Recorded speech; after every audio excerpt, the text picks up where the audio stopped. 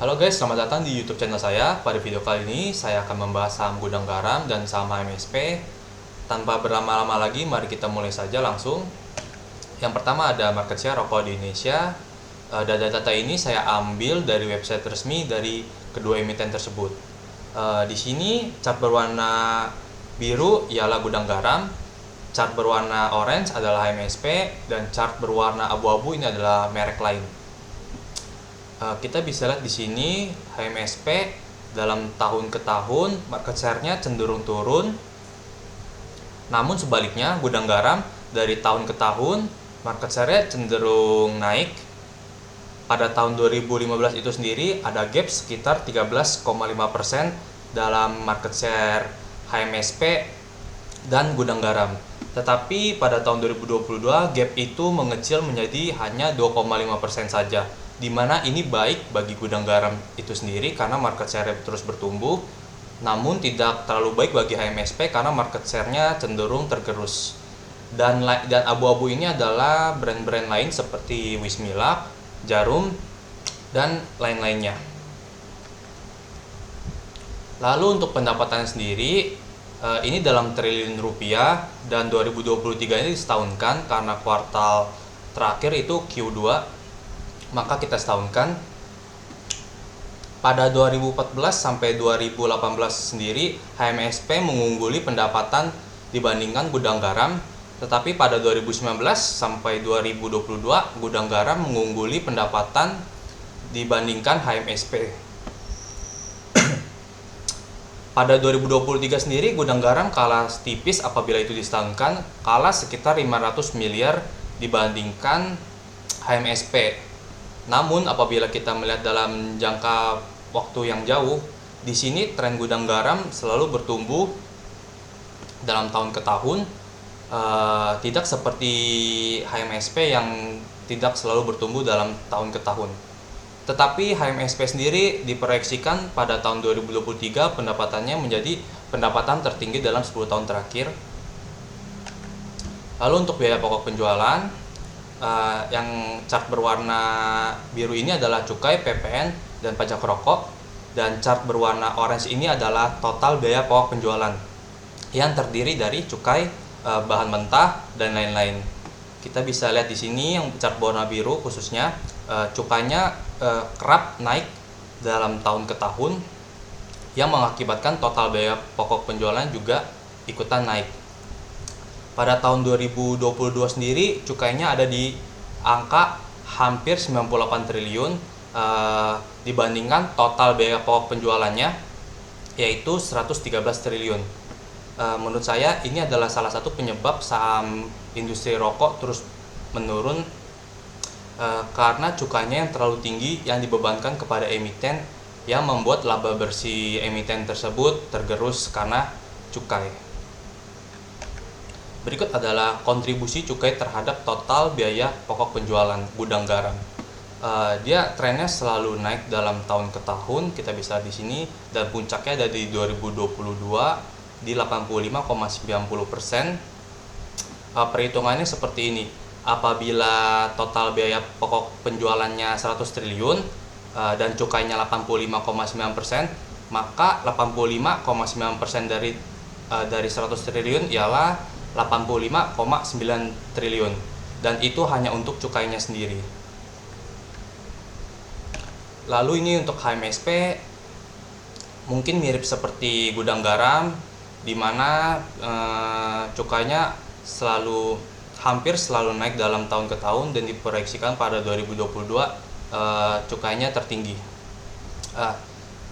Cukainya sendiri mengambil porsi 50% lebih dari total biaya pokok penjualan. Ini menurut saya yang membuat lagi-lagi harga saham HMSP terus menurun dalam tahun ke tahun.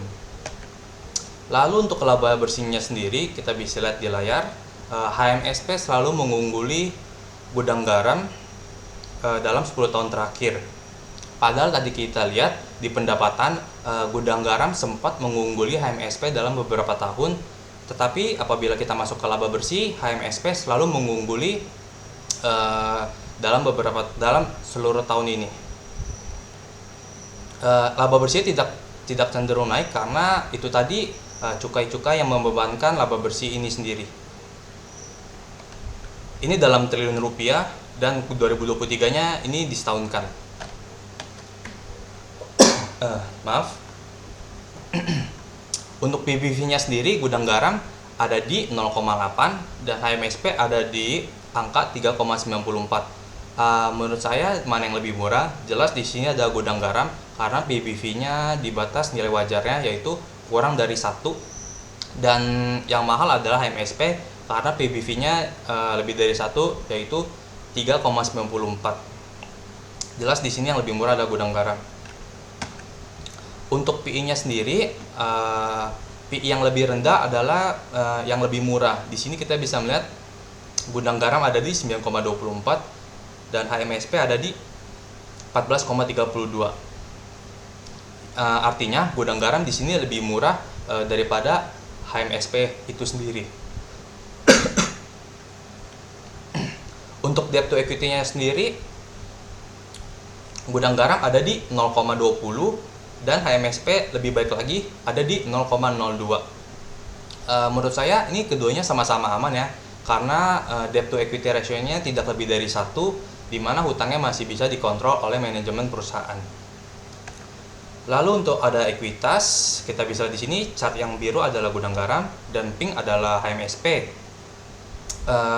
Ekuitas dari gudang garam sendiri terus tumbuh dari dalam tahun ke tahun, tetapi tidak sama dengan HMSP yang cenderung turun.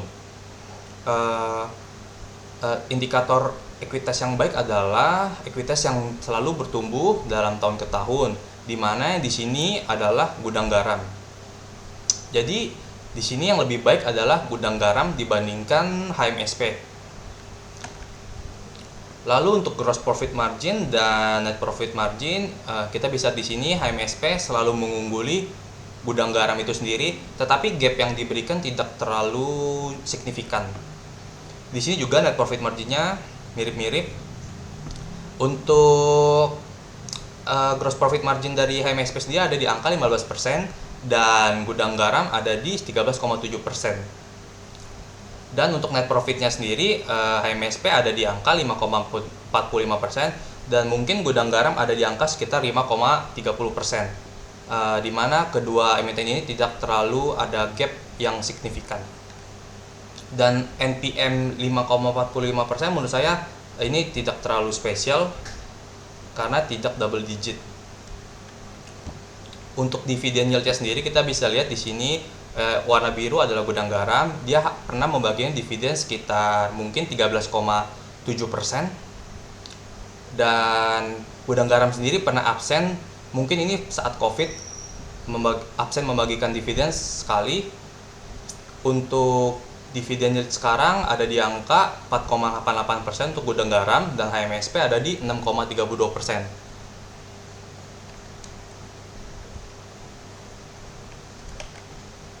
Lalu untuk ROE sendiri, kita bisa lihat di sini gudang garam ada di 8,69% dan ROE dari HMSP ada di 27,32%. Jelas yang lebih baik di sini adalah HMSP.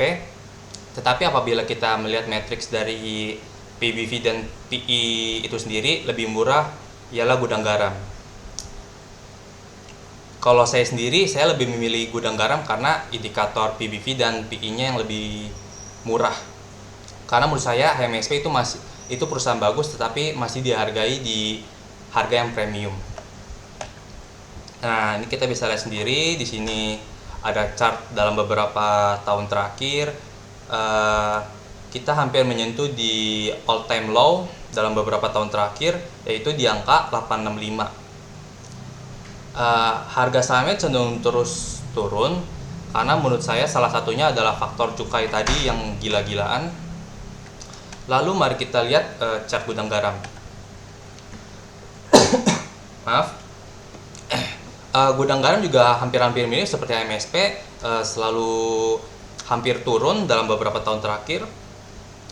Chart ini kita ambil dari TradingView. Dia hampir menyentuh titik rendahnya di 16.000. Disclaimer on, ini bukan ajakan membeli atau menjual dalam suatu saham.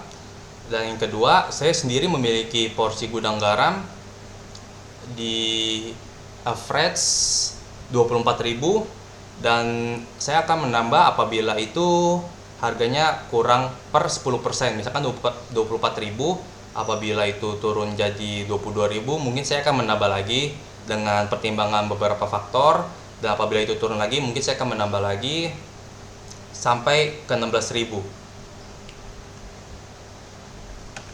Oke, sekian dan terima kasih. Maaf apabila ada kata-kata yang salah, apabila ada kritik, saran, dan apapun itu boleh tulis di kolom komentar. Apabila videonya bermanfaat, silakan like, comment, share, dan subscribe.